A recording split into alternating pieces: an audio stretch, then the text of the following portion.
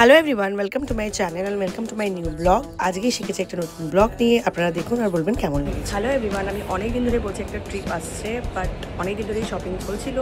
So finally today is the day. আমি এখনও বলবো না কোথায় যাচ্ছি, আপনারা দেখুন। ফাইনালি লাস্টে যদি ব্লগটা দেখবেন তখন আমরা জানতে পারবো আমি ফাইনালি কোথায় যাচ্ছি।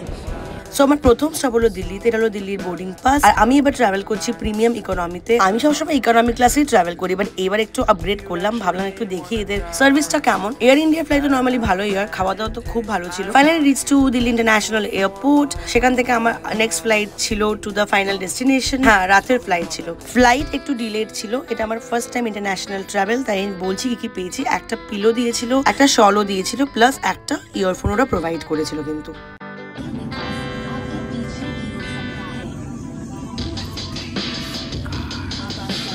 ফাইনালি ফ্লাইট টেক অফ করলো, আর আমি অ্যাকচুয়ালি খুব এক্সাইটেড ছিলাম।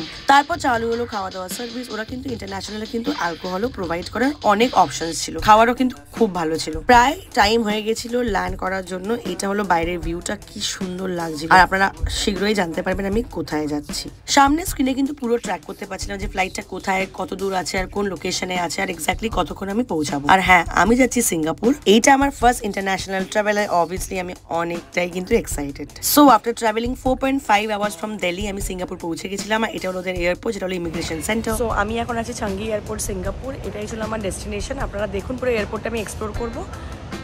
ভাবছি এই ভিডিওটা দেবো, পুরো এয়ারপোর্টের পুরো ভিডিওটা, না হলে আমি নেক্সট ভিডিওতে দেখবো। আপনারা ব্লগটা দেখবেন, আমি প্রপার ট্রাভেল ব্লগ বানাবো। আমি ভাবছি একটা ভিডিওর মধ্যে বা দুটো ভিডিওর মধ্যে পুরো আমি শেষ করবো, বেশি আমি এক্সটেন্ড করতে চাইছি না।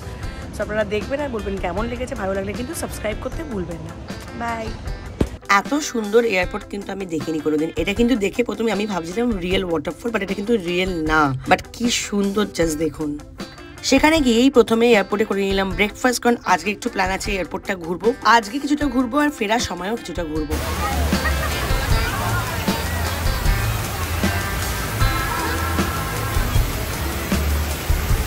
এইটা হলো জিবেল চাঙ্গি এয়ারপোর্ট। সিঙ্গাপুর এয়ারপোর্টে কিন্তু এটা স্পেশালিটি। এইটা কিন্তু ম্যানমেড ফাউন্টেন, বাট এতটাই সুন্দর না, মানে না দেখলে বলে বোঝানো যাবে না। খুবই সুন্দর, প্রত্যেকটা ফ্লোরে আমরা যেতে পারি। আমরা নেমেছিলাম টার্মিনাল 2 তে ফ্লাইট থেকে, ওখান থেকে একটা স্কাই ট্রেন করে আমরা টার্মিনাল 1 এসেছিলাম। সেখানেই কিন্তু এই ওয়াটারফল। কিছুক্ষণ এয়ারপোর্ট ঘোরার পর আমরা ফাইনালি চেক ইন করলাম আমাদের হোটেলে। হোটেলটা কিন্তু খুব সুন্দর ছিল।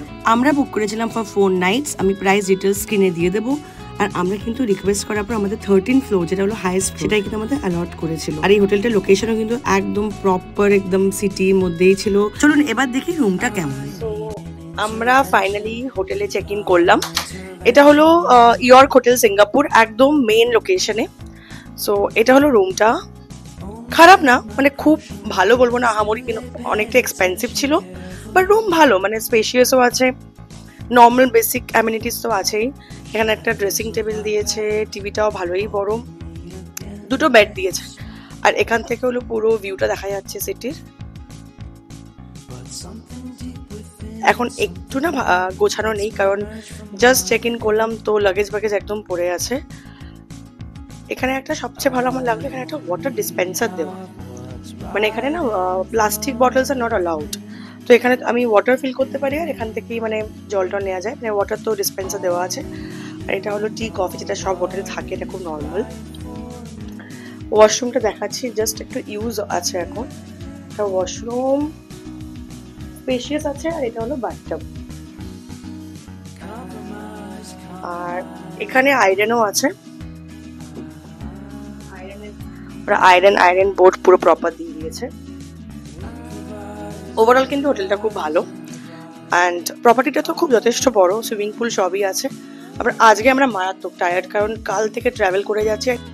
আমার মুখ চোখের অবস্থা থেকে বুঝতে পারছেন, মানে খুব টায়ার্ড। কারণ কাল থেকে আমি কলকাতা থেকে দিল্লি থেকে আবার সিঙ্গাপুর, অনেক ব্রেক জার্নি। আর দিল্লি থেকে যে সিঙ্গাপুরের ফ্লাইট, সেটা 4.5 আওয়ার্স ছিল। সেটাও একটা অনেকটাই, মানে ফ্লাইটে বসে থাকা পসিবল না। এখন একটু রেস্ট নেবো, বিকেলে বেরোবো একটু শপিং করতে, মানে দেখবো ওদের লোকাল শপিং। আমি অনেক জিজ্ঞেস করলাম এদের এখান থেকে, একটু ডিটেলস পেলাম, আশেপাশেই আছে। লোকাল শপিংটা করবো, আর দেখি আজকের দিনটা শপিং করেই কাটাবো। কাল থেকে প্রপার আমরা একদম ঘোরাঘুরি স্টার্ট করবো। আজকে পুরো এয়ারপোর্টটা এক্সপ্লোর করলাম, আর আশেপাশে দেখি কিছু এক্সপ্লোর করা যায় কিনা। আপনারা ব্লগটা দেখবেন, মনে হয় আমি পরের পার্টটা নেক্সট ব্লগেই দেবো। দেখি যখন এডিট করবো বুঝতে পারবো। বাট আপনারা বলবেন আপনাদের কেমন লেগেছে। বাই। চলুন আজকের জন্য বাই, আবার আসবো আপনাদের সাথে নেক্সট ব্লগে আরো কিছু সিঙ্গাপুরের ভিডিও নিয়ে। আশা করি আপনাদের ভিডিওগুলো ভালো লাগবে।